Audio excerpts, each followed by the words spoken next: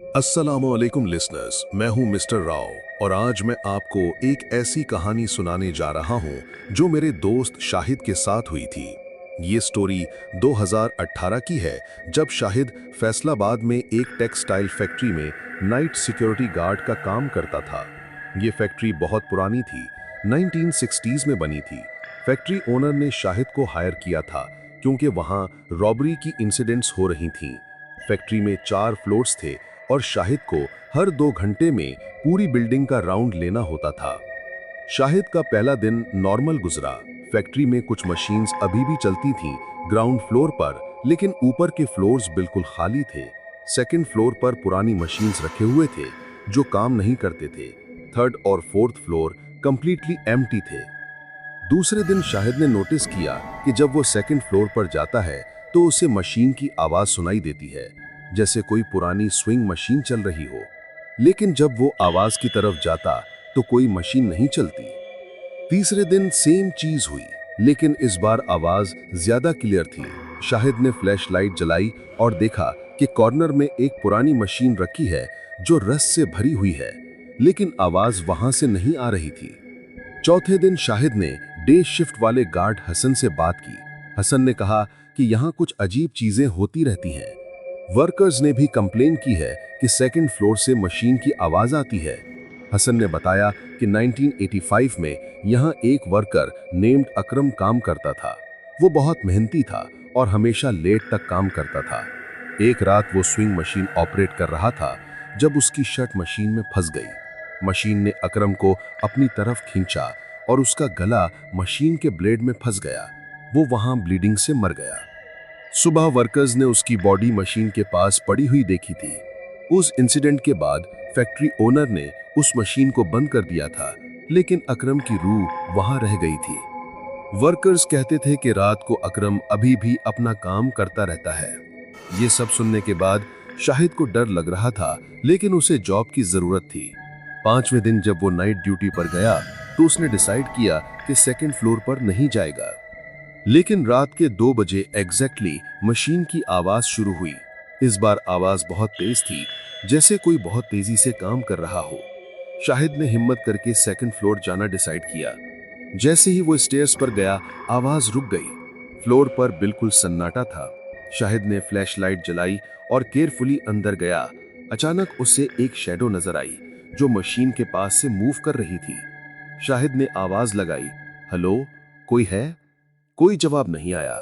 लेकिन जब वो मशीन के पास गया तो उसने देखा कि मशीन के ऊपर ब्लड के ड्रॉप्स थे, फ्रेश ब्लड, जैसे अभी कुछ हुआ हो। शाहिद जल्दी से वहां से भागना चाहा, लेकिन सडनली मशीन स्टार्ट हो गई। बिना इलेक्ट्रिसिटी के, बिना किसी के मशीन अपने आप चल रही थी। निडल अप डाउन हो रही थी और मशीन की आवाज पूरे फ्लोर में गूंज रही थी।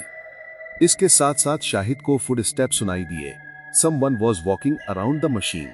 शाहिद ने देखा कि मशीन के पास एक मैन का सिलुएट था जो झुककर काम कर रहा था। अचानक वो सिलुएट खड़ा हुआ और शाहिद की तरफ देखा। उसका फेस बिल्कुल क्लियर नहीं था, लेकिन शाहिद को लगा जैसे वो उससे कुछ कहना चाह रहा है।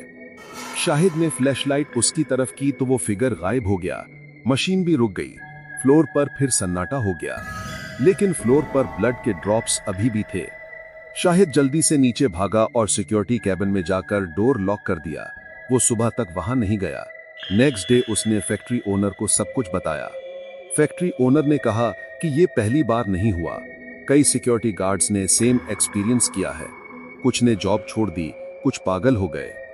शाहिद ने एक वीक और ट्राई किया, लेकिन हर रात सेम चीज होती, मशीन की आवाज, फुट स्टेप्स और अकरम का सिलुएट। आखिरकार उसने जॉब छोड़ दी। फैक्ट्री अभी भी वहां खड़ी है, लेकिन कोई वर्कर वहां काम नहीं करता। लोकल पीपल कहते हैं कि रात को वहां से मशीन की आवाज आती रहती है। अकरम अभी भी अपना काम कर रहा है, waiting for someone to help him finish his last order.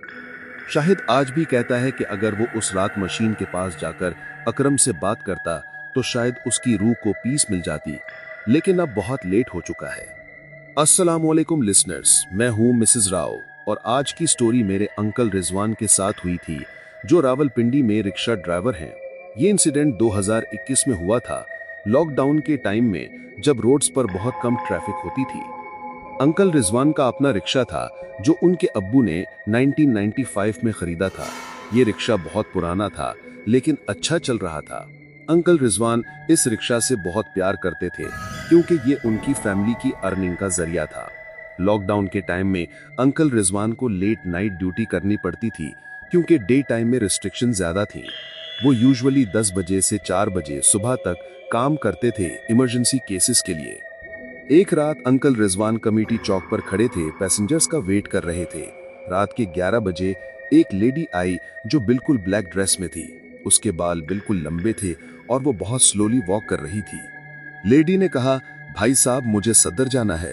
Uncle Rizwan ने फिर पूछा तो उसने कहा, जो भी हो मैं दे दूंगी। अंकल रिजवान को थोड़ा अजीब लगा लेकिन उन्होंने लेडी को रिक्शा में बैठा लिया। जैसे ही अंकल रिजवान ने रिक्शा स्टार्ट किया, उन्हें लगा कि रिक्शा में कोई टेक्निकल प्रॉब्लम है। इंजन की आवाज अजीब आ रही थी, जैसे कोई रो रहा हो या खराश कर रहा हो। अंकल रिजवान ने बैक मिरर में लेडी को देखा तो वो बिल्कुल स्टिल बैठी थी, ना हिलती ना मूव करती, बस सीधा आगे देख रही थी। उसकी आंखें बिल्कुल ब्लैंक थीं। कमेटी चौक से सद्दर का रोड 20 मिनट का था लेकिन उस रात लगता था जैसे जर्नी कभी खत्म ही नहीं होगी। अंकल रिजवान ने देखा कि रोड्स बिल्कुल एम्प्टी थे, एक भी कार या मोटरसाइकिल नहीं थी। अचानक अंकल रिजवान को लगा कि रिक्शा की स्पीड अपने आप बढ़ रही है। उनका फुट एक्सीलेटर पर नहीं था लेकिन रिक्शा तेज चल रहा था। उन्होंने ब्रेक लगाने की कोशिश की लेकिन ब्रेक काम नहीं कर रहा था। अंकल रिजवान ने मिरर में देखकर लेडी से कहा, सिस्टर कोई प्रॉब्लम है?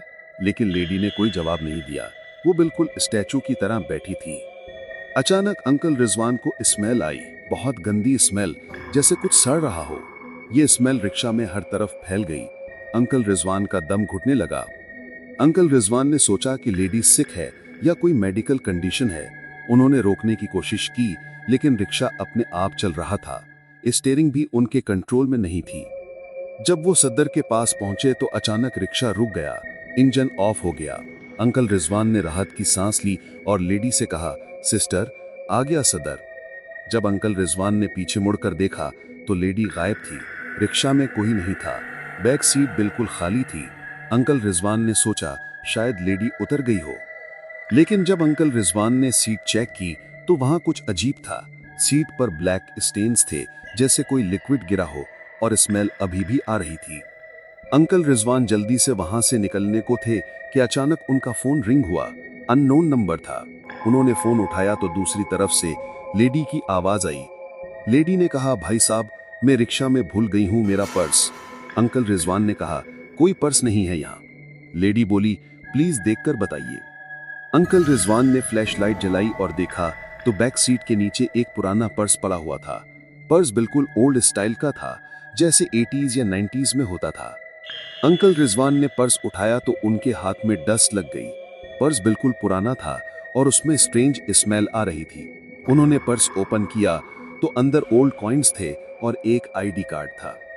आईडी कार्ड देखकर अंकल रिजवान की होश उड़ गए। कार्ड पर लेडी की फोटो थी जो उनके रिक्शा में बैठी थी, लेकिन कार्ड 1987 का था और उस पर डेथ सर्टिफिकेट अटैच था।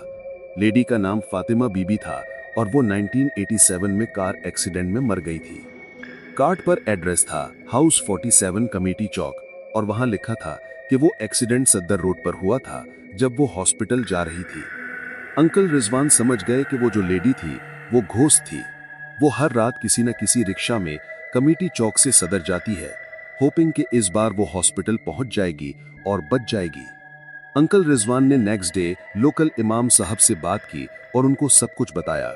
इमाम साहब ने कहा कि ये कॉमन है कि एक्सीडेंट विक्टिम्स की रूहें उस रोड पर स्टक हो जाती हैं जहां उनका एक्सीडेंट हुआ था। इमाम साहब ने अंकल रिजवान के रिक्शा में दुआ पढ़ दी और कहा कि अगर वो लेडी फिर आए तो उसे पोलाइटली कह देना कि वो ऑलरेडी मर चुकी है और उसे पीस में जाना चाहिए। 2 दिन बाद लेडी फिर आई, सेम टाइम पर सेम प्लेस पर।